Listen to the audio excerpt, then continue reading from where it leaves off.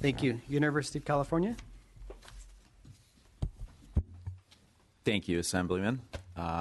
I'd like to start by just recalling real briefly that the last time that we met to consider the governor's proposal, that UC stated up front that we consider it to be very good, and we respectfully request your support for the proposal, although it sounds like things will be changing at the end of the hearing today.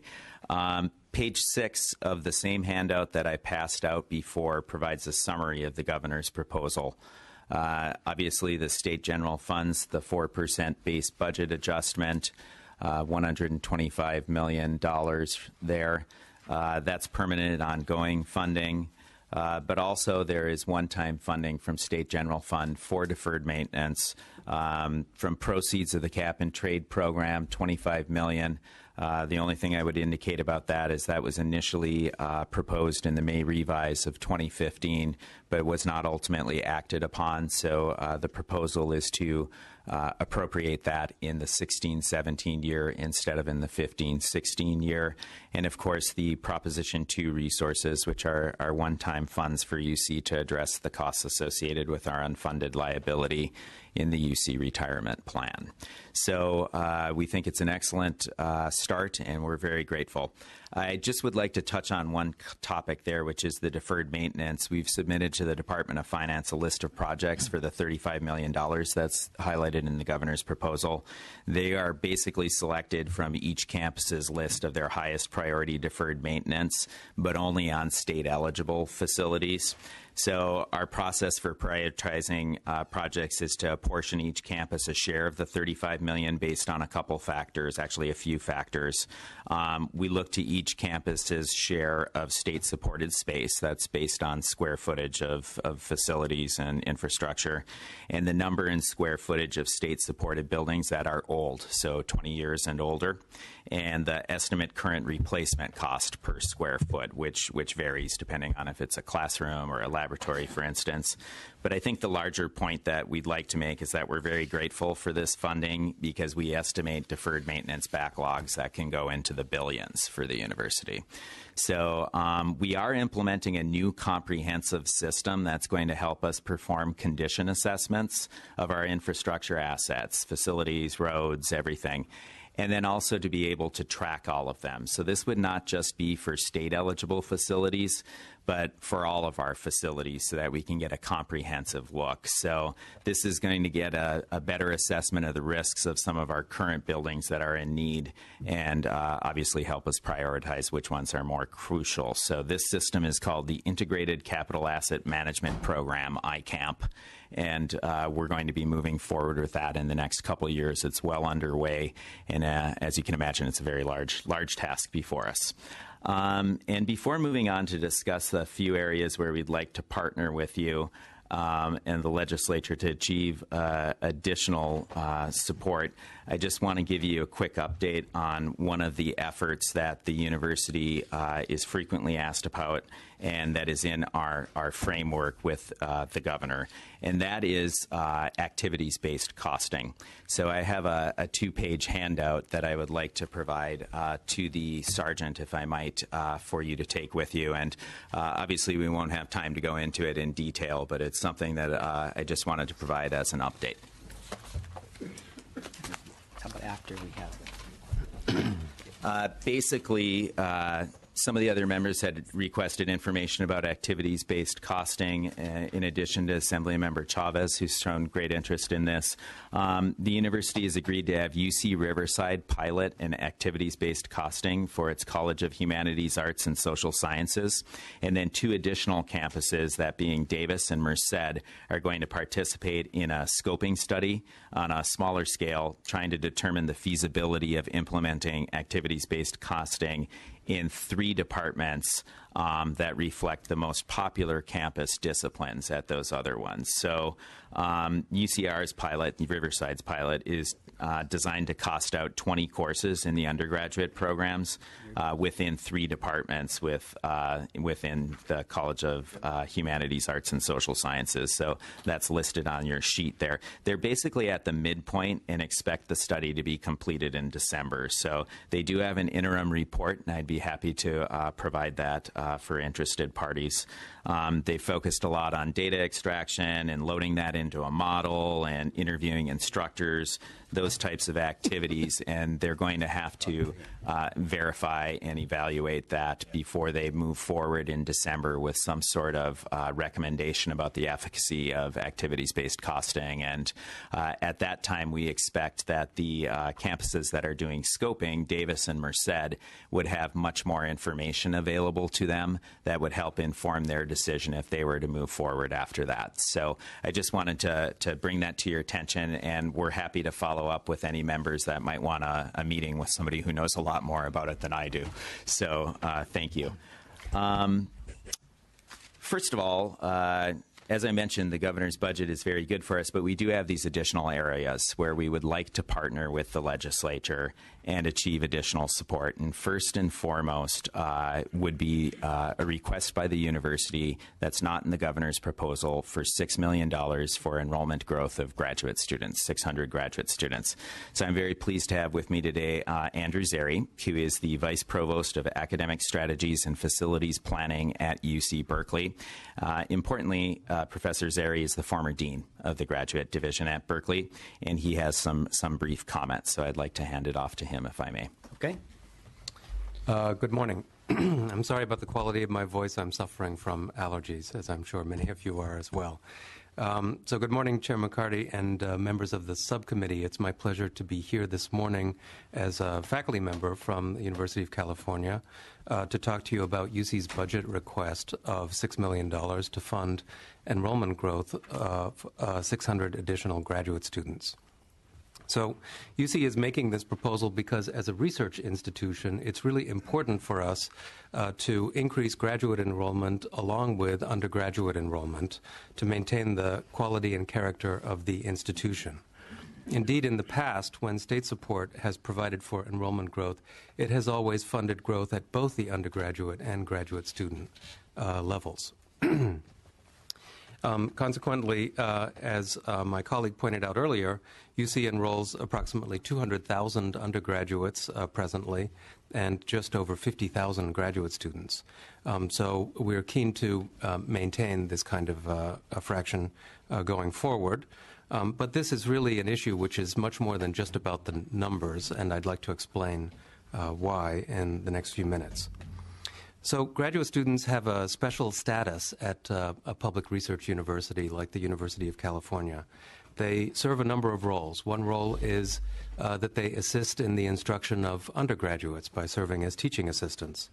They also help to carry out the research mission of the university by working with faculty members and other researchers on the subjects of their dissertations, for example. Also, through their study, they qualify for key positions. Once they graduate in industry, the academy, they enrich the social and cultural fabric of the state. And this leads to the development of another generation of innovators and entrepreneurs that help power the economy in ways that are far in excess of their numerical addition to that economy. And finally, I'd like to say that graduate students are key to attracting top faculty members who really come to the university in large part because they want to mentor students in research and work with them to advance their complex and intensive research agendas for the benefit of all of us. So I can provide you with some examples of the kind of role that graduate students play. And then I'll talk a little bit about how graduate enrollment tends to grow over time. So I mentioned that graduate students assist with instruction, conduct research, and also help to attract top faculty. A case in point is the computer science department at Berkeley, where in recent years we've had heavy undergraduate enrollment pressure for additional spaces to study computer science. For a bachelor's. Mr. Zeri, I'm sorry, but I just want to ask you to wrap it up on this topic. Okay, I'd be happy to.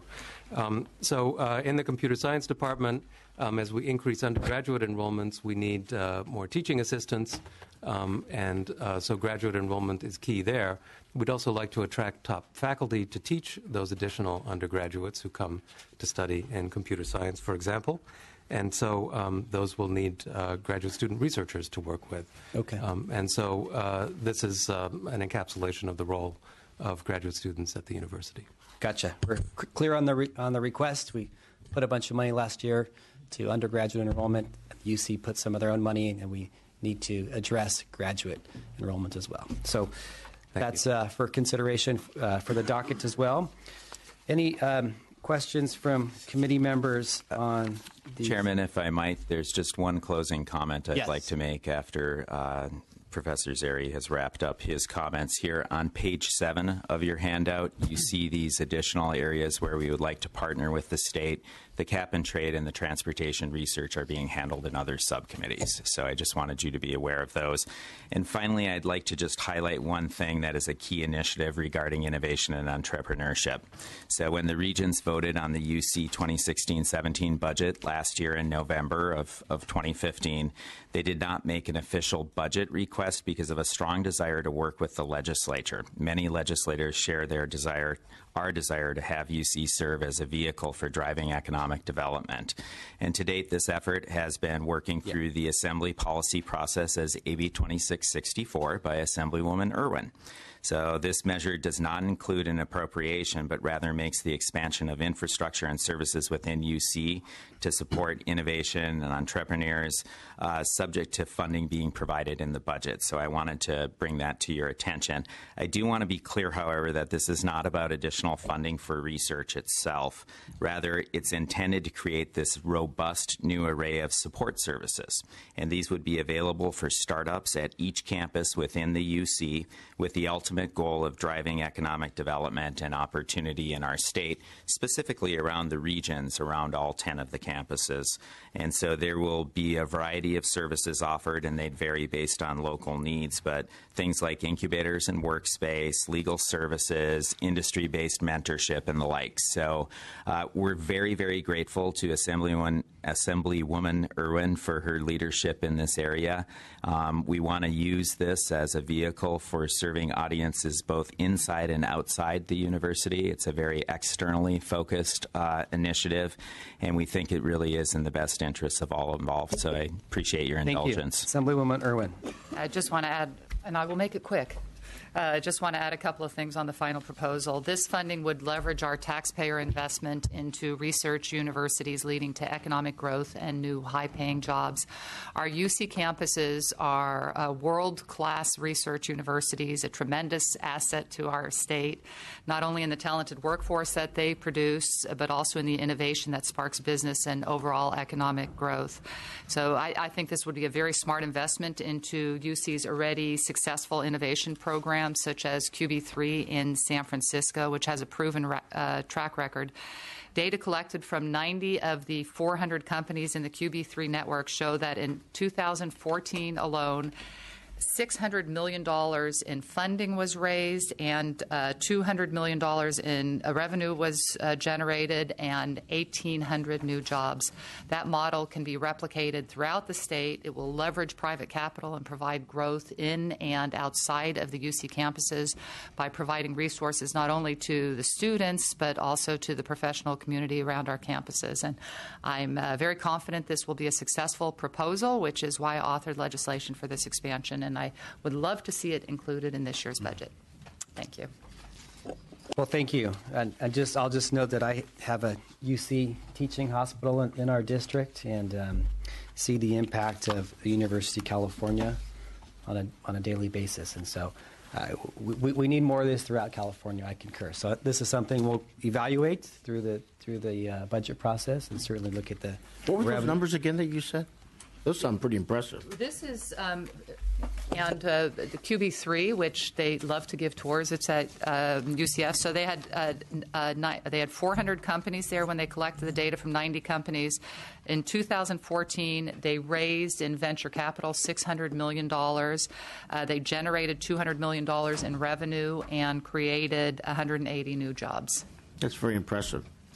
Something like the aerospace industry we were just talking about earlier. Right. It's along those same lines, yes. You want like a package there? Is that what you're trying to say, Mr. Chuck? I like the package. I think Is that a motion? that's a motion for the That's out of aerospace. order. Sure. You asked. Okay. Okay, thank you. Any other comments or questions on the overall 2016-17 budget? Just one comment. I would like a brief on the ABC. Absolutely, Assembly Member. Thank you very much. Okay, next item, UC pension actions.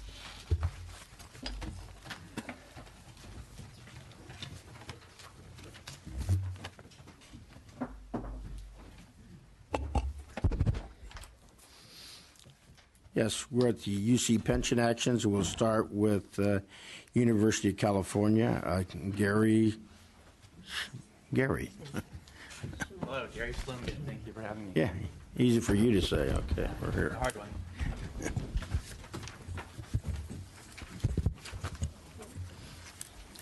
And I'm joined by John Monroe from the Siegel Company, our consulting actuary. Oh, sure.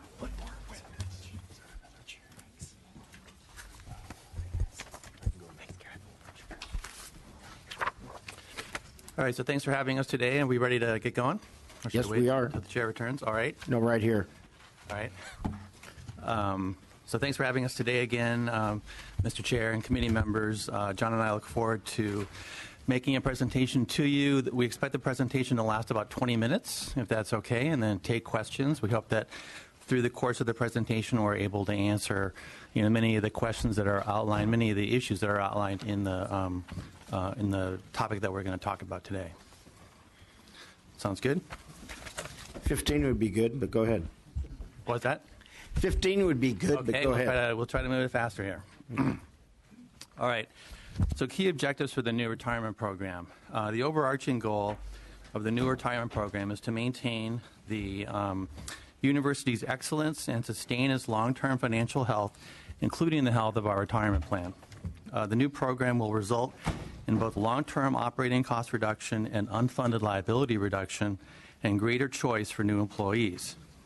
The new retirement program is based on three specific priorities to ensure UC's long-term financial stability, not only the health of the pension plan, but also the underlying health of the university. By implementing a new cap on pensionable income for future employees that aligns with the state's PEPR cap, UC will reduce its long-term pension costs by 16%. We also want to address overall compensation, particularly for faculty. UC competes in a global market for faculty with the elite private institutions that can often afford to pay more. Pension benefits are but one part of addressing compensation, albeit an important one. The quality of a UC education is a direct reflection of the quality of UC's faculty who provide that education. The quality of the faculty is, in turn, dependent on the ability of the locations to recruit these faculty, often in a global marketplace. To get the best faculty, we need the ability for the campuses to compete successfully at recruitment and retention, and that requires competitive compensation for these faculty members. So to address this market, the new retirement program will offer a supplement on all pay for eligible faculty, in addition to the pension benefit with the PEPR cap. Another key objective is to reduce UC's risk and facilitate shared responsibility between UC and its employees for retirement. Given such a substantial change to our pension, especially for long-serving faculty, the President made sure that a comprehensive review was undertaken looking at a variety of issues. She formed a task force with the recommendations to have the best retirement options come out of that for our diverse workforce. All right, so let me switch to the next page here. Page 3, the budget framework. So the 2015-2016 budget agreement launched a new period of long-term financial stability for the University of California. The agreement approved by the Regents last May included nearly $1 billion in annual revenue for one-time funding that will extend over the next several years. Under the framework agreement, the governor will be proposing 4% annual increases to our base budget over 4 years, totaling $507 million, which will enable UC to provide stability and predictability for students and families, including holding tuition flat through 16-17. The money will also provide regular merit-based salary increases for faculty and staff And the budget also included, as mentioned earlier, $436 million over 3 years to help UC pay down its unfunded pension liability. In addition, as mentioned earlier, $25 million to support the enrollment of 5,000 additional undergraduate students from California.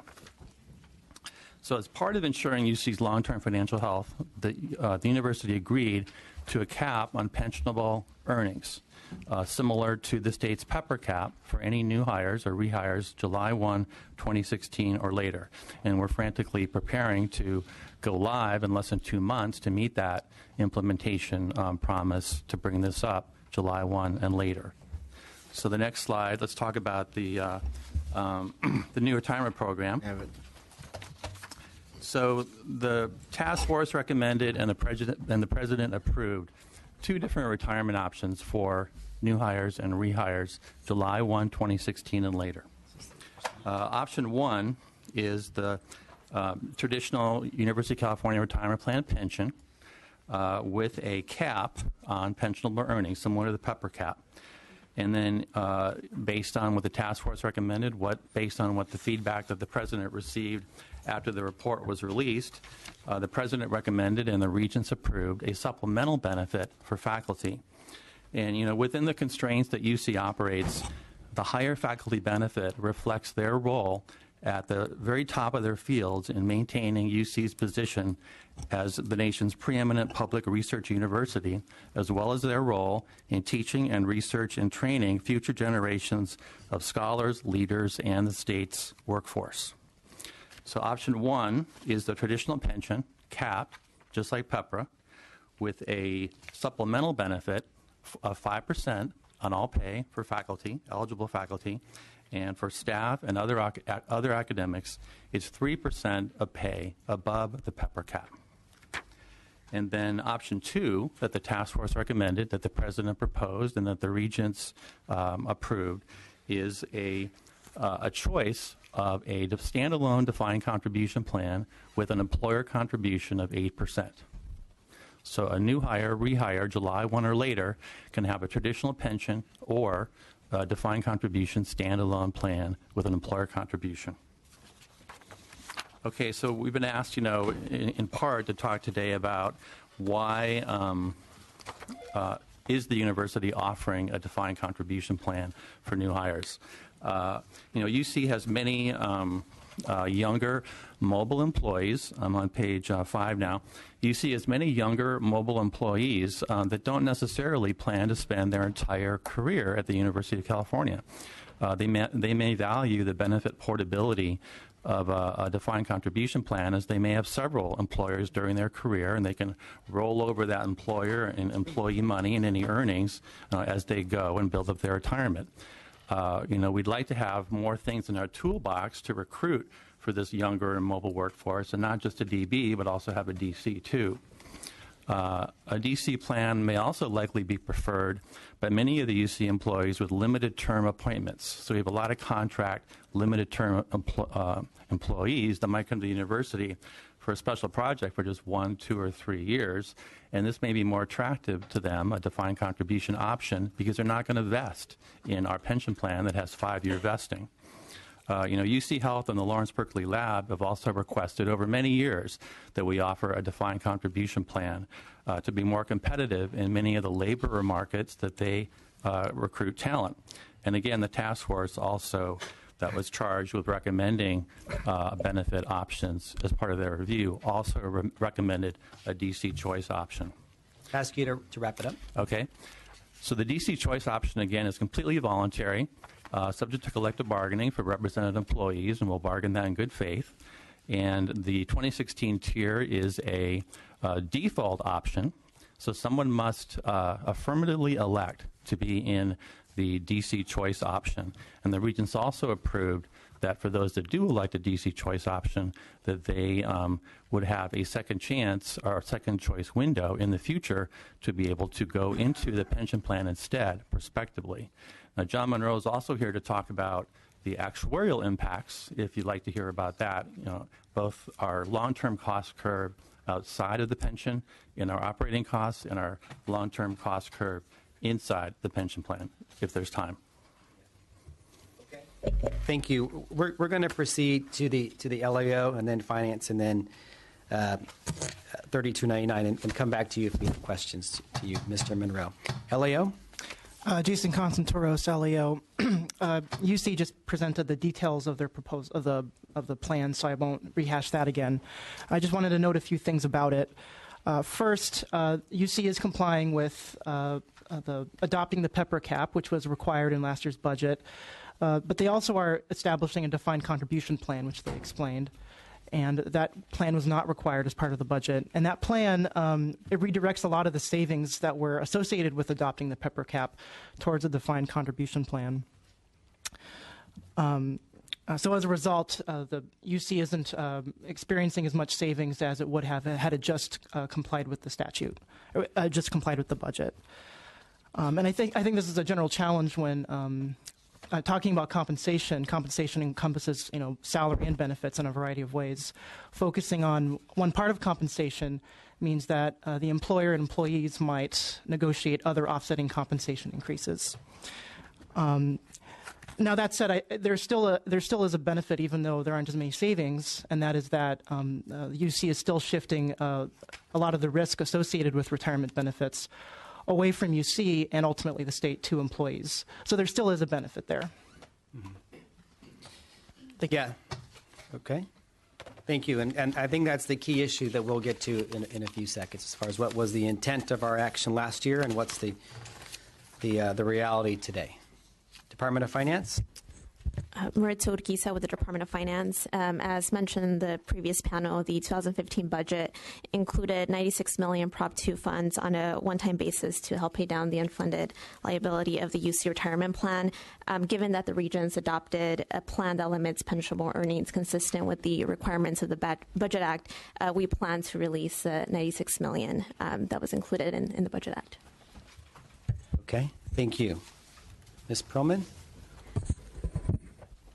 Yeah, thank you for having me. My name is Liz Perlman. I'm the Executive Director of AFSCME 3299. We represent 23,000 workers throughout the UC system. Last year, when President Napolitano and the governor reached a budget agreement, it was clear the intent was to increase state funding for the UC system, but in exchange for curbing skyrocketing compensation for UC's growing ranks of executives and managers. Administrator class has grown 4 times the rate of faculty, adding $500 million to UC's annual payroll cost. Unfortunately, Napolitano's interpretation of the budget agreement, as unveiled in March, squarely goes against this intent. By allowing a risky giveaway to Wall Street and a 401k opt-out scheme, voter-approved rainy day funds won't be used to pay down pension debt, but further enrich UC's executive class at the risk of the future of the UCRP. Just a couple of key points.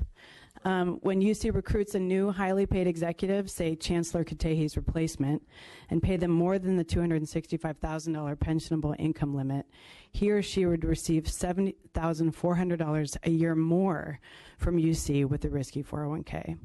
And additionally, because it will take only 1 year to vest, it would cost students and taxpayers up to $84,000 more if that administrator leaves UC. A third of UC's top brass leaves before 5 years. Currently, that's $84,000 that the state doesn't have to pay. This misuse of taxpayer-supported rainy day funds was not the legislative intent, did not include an opt-out plan and pension reform, because a single pension plan promotes long-term financial security for all participants and the state, and 401k plans rarely deliver as promised, with the whims of Wall Street risking entire retirements for many low and middle-income retirees. And guaranteed benefits are, despite what Gary said, are a vital tool for actually attracting top quality professionals and keeping them in public service. The 401k scheme has been overwhelmingly opposed by UC staff, all of UC unions and faculty, and the California Labor Federation, including, and additionally, Assembly Speaker Rendon, Senate Pro Tem De Leon, Speaker Emeritus Perez, and Lieutenant Governor Newsom have all voiced opposition to Napolitano's DC opt-out proposal. And in fact, while UC has already received $90 million from the state as part of the budget deal, it's not too late to fix this. This time, the legislature has the power to rebuild the public's trust in UC and stop this cash giveaway to UC's growing executive class. So we urge you to ensure that the $172 million rainy day contribution is conditional on UC eliminating the DC opt-out altogether. Thank you. Thank you. I think we'll have some questions and comments on this item. I guess from my understanding in plain English, there's two issues. There's the DC opt-out, which my understanding it's a negotiated issue, so there'd have to be an agreement with the union on this issue. And so, I understand we've debated this issue for a long time, and there are real problems as far as what that does to stability of people who want some retirement security, as well as how that impact the overall system if you're taking out a large number of people that pay into that essentially pyramid at the bottom. But frankly, the issue for us that is the budget issue, which is frankly troubling from last year's action, is we thought the $117,000 pension that the state employees get is a nice pension. Most Californians would die to have that pension, and so we thought the $265 pension was a little excessive for a public employee. So we asked for that change, and that would save about $50 million a year going forward, and we were all in agreement. And so this plan doesn't save that money. In fact, you give the highest paid administrators a secondary sweetener, and that kind of runs contrary to our vision last year, which was saving these dollars and using them for other higher priority UC needs, quality of instruction, maybe some student enrollment, the basics. And so it's a little bit dumbfounding that, you took that agreement and then you have a side deal sweetener next to it. So I wondered if Department of Finance could maybe opine how that you think that jives with the accord that the governor came to last year on the budget and this pension package. Then maybe you see how you think that meets the spirit of the intent that we put forward last year.